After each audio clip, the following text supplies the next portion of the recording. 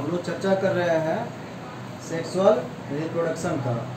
Sexual reproduction में हम लोगों ने अभी पढ़ा फर्टिलाइजेशन के बारे में। फर्टिलाइजेशन में प्री फर्टिलाइजेशन इवेंट्स पढ़ा, फिर फर्टिलाइजेशन को पढ़ा, और अब क्या पढ़ना है, पोस्ट फर्टिलाइजेशन इवेंट्स। पोस्ट का अर्थ क्या है? पोस्ट का मतलब होता है आफ्टर। क्या होता है? आफ्टर। आफ्टर मतलब बाद में, जो इसके बाद होता है, क्या घटना, फर्टिलाइजेशन के बाद क्या घटना हो रही है उसको जानना। निषेचन पश्च घटनाएं, निषेचन के पश्चात जो घटनाएं घटती है उसको हम लोग पढ़ेंगे। तो फर्टिलाइजेशन जब कंप्लीट हो गया तो क्या होता है? फर्टिलाइजेशन में क्या हुआ था कि दो जो गैमीट है, मेल का फीमेल का, वो दोनों फ्यूज हुआ और एक नया स्ट्रक्चर बनाया, नया सेल बनाया। उसी को हम लोग जायगोट बोलते हैं, युग्मनज बोलते हैं। तो उसमें क्या होता है? इट इज द इवेंट, ये एक इवेंट है इन सेक्सुअल रिप्रोडक्शन। ये सेक्सुअल में नहीं होता है, ये होता है सेक्सुअल रिप्रोडक्शन में। After the formation of zygote, zygote जब बनता है उसके बाद हम लोग इसको पढ़ते हैं। तो जायगोट कैसे बना? तो फर्टिलाइजेशन के रूप में बना, फर्टिलाइजेशन के बाद जायगोट बना, उसका ये प्रोडक्ट हुआ। तो जायगोट क्या है? जायगोट को पहले देखेंगे। जायगोट है जिसको युग्मनज बोलते हैं हिंदी में, ए डायप्लॉइड सेल। डायप्लॉइड क्या हुआ? दुगुना क्रोमोसोम वाला। इसमें इसको कहते हैं 2n, इसमें 2n रहता है। उसके ऑर्गेनिज्म में जितना क्रोमोसोम रहता है उतना ही। और गैमीट में चूंकि आधा होता है तो हैप्लॉइड होता है गैमीट, और हैप्लॉइड मिल करके n मिल करके 2n बनाता है। तो जायगोट जो होता है वो 2n वाला डायप्लॉइड सेल होता है। फॉर्म बाय, कैसे बनता है? The fusion of male and female gamete. ये दोनों गैमीट मिलता है तो n और n प्लस n क्या हो गया? 2n। तो ये हो गया जायगोट। जायगोट और क्या है? फॉर्म इन, ये कहाँ बनता है? एक एक्सटर्नल मीडियम। एक्सटर्नल मीडियम क्या हो गया? बाहर में। हम लोग देखे ना कि जो पानी में रहने वाले एक्वेटिक एनिमल्स होते हैं, फिश, फ्रॉग, एम्फिबियंस जो होते हैं, उसमें पानी में, वाटर में करता है वो फर्टिलाइजेशन। तो ये जायगोट कहाँ बनेगा? फर्टिलाइजेशन जहाँ होगा वहाँ बनेगा। अगर बाहर हुआ तो फर्टिलाइजेशन हो गया एक्सटर्नल, तो जायगोट भी बनेगा एक्सटर्नल मीडियम में। और इनसाइड, या फिर किस में बनेगा? इनसाइड में। अगर ये बॉडी के अंदर होता है तो inside the body of organism. अगर ऑर्गेनिज्म जो है उसके बॉडी के अंदर में ही फर्टिलाइजेशन हुआ तो जायगोट कहाँ बनेगा? अंदर में बनेगा। तो जहाँ फर्टिलाइजेशन जो लोकेशन उसका है वही लोकेशन जायगोट के बनने का भी है। डेवलपमेंट डिपेंड्स ऑन, डेवलपमेंट जब जायगोट बन गया एक सेल तो इसका डेवलपमेंट कैसे होगा? एक सेल से एक जीव कैसे बनता है? तो यही कह रहा है कि जो डेवलपमेंट होता है वो डिपेंड्स करता है on the type of life cycle. उसका लाइफ साइकिल क्या है, उस जीव का लाइफ साइकिल कैसा होता है वो उस पर, और इन्वायरमेंट पर, वातावरण पर निर्भर करता है कि किस वातावरण में वो है। तो डेवलपमेंट का दो कारक है इस पर, फैक्टर जो है कौन कौन इफेक्ट डालता है, वो है उसका लाइफ साइकिल और उसका है इन्वायरमेंट। इन फंगी एंड अलगी, इसमें क्या होता है? फंगी और अलगी में एक छोटा जीव है, जायगोट डेवलप्स ए थिक वॉल। जब जायगोट बनता है तो जायगोट अपने चारों ओर जो है एक मोटा दीवार का निर्माण करता है। ठीक वॉल, मोटा दीवार, ठीक है, थिक वॉल बनाता है। दैट इज रेसिस्टेंट, वो प्रतिरोधी होता है, वो टफ होता है किसी चीज को रोकने के लिए। किसके? तो किससे रेसिस्टेंट पैदा करता है? वो किससे इसको बचाता है? तो क्या हो रहा है? डेसिकेशन से और डैमेज से। डेसिकेशन हो गया शुष्कन और डैमेज हो गया क्षति। तो ये जो जायगोट है अगर बाहर में है तो वो किसी तरह से डैमेज नहीं हो जाए, पानी में अगर है तो सड़ नहीं जाए और कोई खा नहीं जाए, सूख नहीं जाए, अगर सुखाड़ हो गया तो उससे बचाने के लिए एक वाल का निर्माण हो जाता है, बाउंड्री वाल बन जाता है उसके चारों ओर। अब अगर पानी नहीं भी है या पानी में बाढ़ में भी आ गया तो वो ख़त्म नहीं होगा, डैमेज नहीं होगा। तो उसका जो अंदर में जो डेवलपमेंट है अंदर अंदर ही चलते रहता है और वो जो है बाद में फिर उससे निकल करके एक जीव बनता है। तो जब बाहर निकलेगा तो वो जो रेसिस्टेंट है वो टूट जाएगा। It undergoes a period of rest, period of rest, ठीक है। ये क्या हुआ, विश्रांति काल। जब तक बाहर का वातावरण जो है उसके अनुकूल नहीं होगा तब तक वो भीतर में चुपचाप पड़ा हुआ रहेगा, सोया जैसा है वैसा रहेगा, या जितना विकास कर सकता है भीतर में उतना ही करेगा। तो जितना दिन तक वो रेस्ट के रूप में रहता है तो पीरियड ऑफ रेस्ट जो है वो विश्रांति काल कहलाता है, वो चुपचाप रहता है। बिफोर जर्मिनेशन, जर्मिनेशन के भी पहले, जैसे कि एक चना का बीज है, मटर का बीज है, उसके अंदर में मतलब वो जागट बना हुआ है लेकिन वो चुपचाप पड़ा है। वो बीज को हम बक्से में रख दें साल भर, 2 साल, 3 साल, तो उसके अनुकूल वातावरण तो नहीं है वहाँ पे, तो चुपचाप वो रेस्ट में है, वो पीस में सोया हुआ है। लेकिन जैसे ही उसके अनुकूल वातावरण में नमी में मिट्टी में डालेंगे तो जर्मिनेशन शुरू हो जाएगा, वो जग जाएगा। उस नींद और जगने का जो है वो बाहर के वातावरण के हिसाब से होता है, एनवायरनमेंट अफेक्ट डालता है। तो जर्मिनेशन के पहले तक वो रेस्ट में रहता है, वो सोया रहता है। इसीलिए देखते हैं हर बीज में, बीज के चारों ओर कवर जो होता है वो हार्ड होता है ना, टाइट, वही वो रेसिस्टेंट करने के लिए है डेसिकेशन से और डैमेज से, डैमेज जल्दी नहीं होगा वो।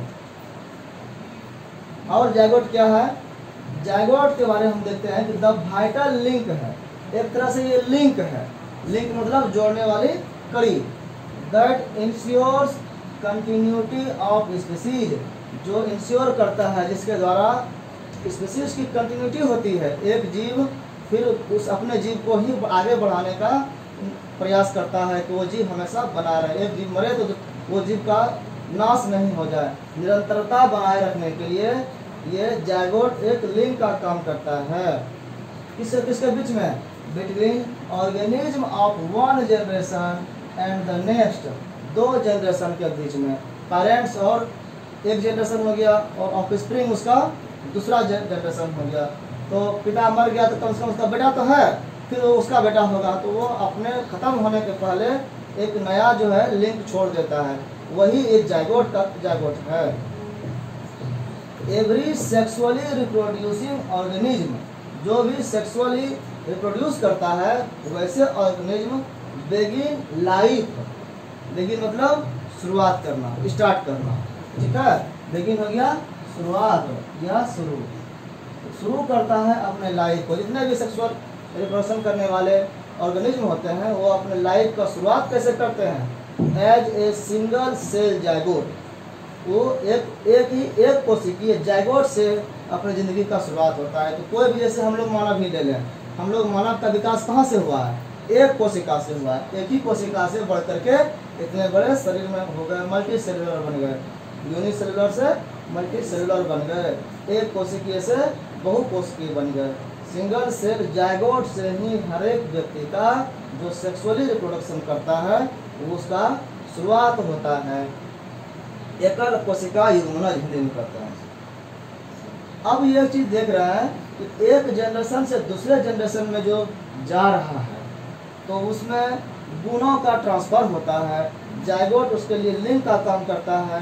जाइगोट एक कोशिका है तो बहु कोशिका में कैसे बदलता है, उसमें क्रोमोसोम की संख्या क्या होती है, उसको जो चेंज होता है उस चेंज को कहते हैं अल्टरेशन ऑफ जनरेशंस। क्या बोलते हैं, अल्टरेशन ऑफ जनरेशन, जनरेशन के बीच में अल्टरनेशन होना, चेंजेज होना।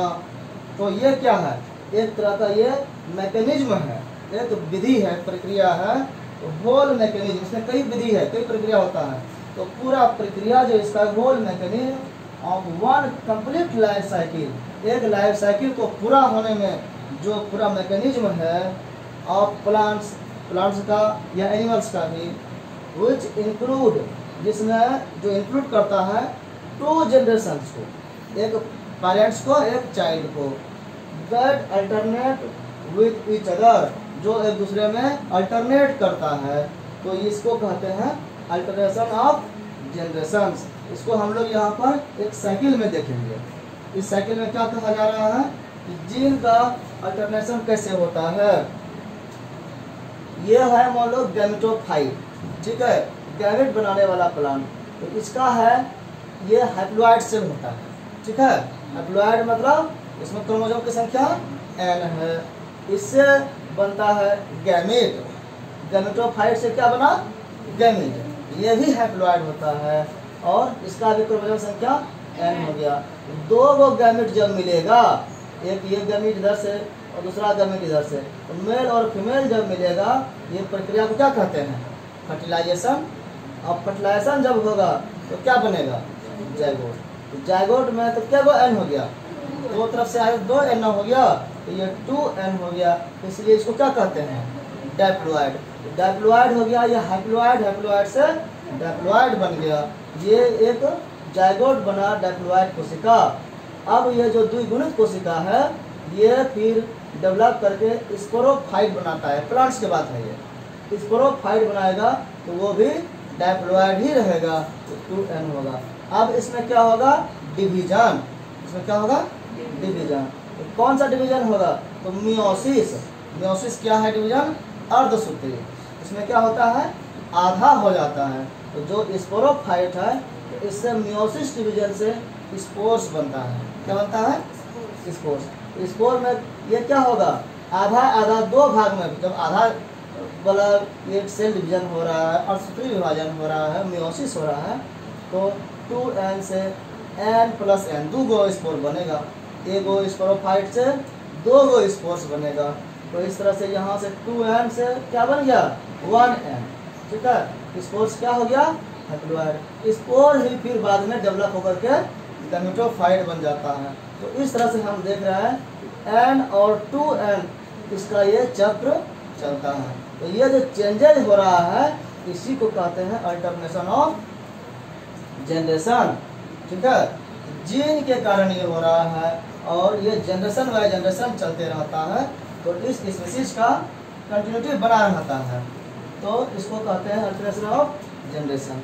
अब इसको हम लोग देख रहे हैं कि लाइफ साइकिल जो ये है, तो लाइफ साइकिल कितने प्रकार का है, तो लाइफ साइकिल है 3 प्रकार का। एक है हैप्लॉन्टिक लाइफ साइकिल, दूसरा है डैप्लॉन्टिक लाइफ साइकिल, तीसरा है हैप्लोडैप्लॉन्टिक लाइफ साइकिल। ये 2 अलग अलग हैं और ये दोनों के बीच का एक कंडीशन है। 3 तरह का लाइफ साइकिल हो गया प्लांट का। हैप्लॉन्टिक में क्या होता है, zygote divides bye meiosis. Meiosis division से जाइगोट का डिवीजन होता है टू फॉर्म हैप्लॉइड स्पोर्स। जब ये जाइगोट है तो इसका मियोसिस डिवीजन हुआ ना यहाँ पे, तो क्या बना, हैप्लॉइड स्पोर बना कि नहीं, तो हैप्लॉइड स्पोर्स बनता है। स्पोर्स मतलब अंडाणु, that grow into haploid individuals, और यही जो है फिर हैप्लॉइड इंडिविजुअल्स में डेवलप कर जाता है। तो ये हो गया हैप्लॉन्टिक लाइफ साइकिल। इसमें जो होता है gametophyte is the dominant phase. Gametophyte कहाँ है, ये स्टेज है, ये डोमिनेंट होता है, ये ज़्यादा दिन तक रहता है। मुख्य भाग जो है इसका यही गैमेटोफाइट है, ये डोमिनेंट फेज है। अब लाइफ जो दूसरा साइकिल है डैप्लॉन्टिक लाइफ साइकिल, इसमें क्या कह रहा है, द डैप्लॉइड स्पोरोफाइट इज डोमिनेंट। इस साइकिल में क्या होता है, ये जो स्पोरोफाइट डैप्लॉइड है, ठीक है, ये डोमिनेंट होता है। Photosynthetic and independent phase of plant, इसका जो प्लांट का फेज होता है डैप्लॉन्टिक फेज वाले, इसमें ये स्पोरोफाइट डोमिनेंट होता है, ज़्यादा दिन तक यही रहता है, ज़्यादा प्रभावी होता है और इसी भाग में वो जीता है ज़्यादा। इसमें वो फोटोसिंथेटिक क्रिया भी करता है और फ्री रूप से रहता है। और जब उसको ये सेक्सुअल रिप्रोडक्शन करना होता है तो ये स्टेप फट से आकर के फिर इसमें आके स्थिर हो जाता है। तो ये हो गया द गैमेटोफाइट स्टेज। इसमें जो गैमेटोफाइट स्टेज होता है a single to a few cell haploid gametophyte. ये जो है ना हैप्लॉइड तो होता है, एक सेल का भी होता है और कई सेल का भी होता है, दोनों तरह का होता है। सिंगल सेल भी होता है और फ्यू सेल हैप्लॉइड गैमेटोफाइट भी होता है। एग्जाम्पल इसका हो गया म्यूकस डायप्लॉन्टिक लाइफ साइकिल का। इसका हैप्लॉन्टिक का एग्जाम्पल है अलगी, कुछ अलगी है। और हैप्लोडायप्लॉन्टिक लाइफ साइकिल क्या है? इट शोज इंटरमीडिएट, ये बीच वाली स्थिति को दिखाता है, condition. Phases are multicellular. इसमें जो फेज होता है वो एक कोशिका वाला नहीं, मल्टी कोशिका वाला होता है, बहुत कोशिका वाला। इसका एग्जाम्पल हो गया ब्रायोफाइट्स और टेरिडोफाइट्स। तो ब्रायोफाइट्स में क्या होता है? The dominant phase is gametophyte. इसमें ब्रायोफाइट में होता है गैमेटोफाइट जो है वो डोमिनेंट होता है, और टेरिडोफाइट में डोमिनेंट फेज होता है स्पोरोफाइट, ये स्पोरोफाइट। यही दोनों मुख्य रूप से इसका फेज है। अगर ये दोनों शो कर रहा है तो हैप्लोडायप्लॉन्टिक लाइफ साइकिल, दोनों का ही मिला जुला रूप है इसमें। इस तरह से हमने देखा कि जायगोट जो है वो 2n वाला रहता है, और वो फिर कैसे नए ऑर्गेनिज्म में वो डेवलप करता है, उसका क्या प्रोसेस है, उसका एक लाइफ साइकिल है। लाइफ साइकिल के द्वारा वो ग्रो करता है, और जब ये ग्रो करता है तो वो फिर बनता है एम्ब्रायो। एम्ब्रायो को हम लोग नेक्स्ट वीडियो में देखेंगे।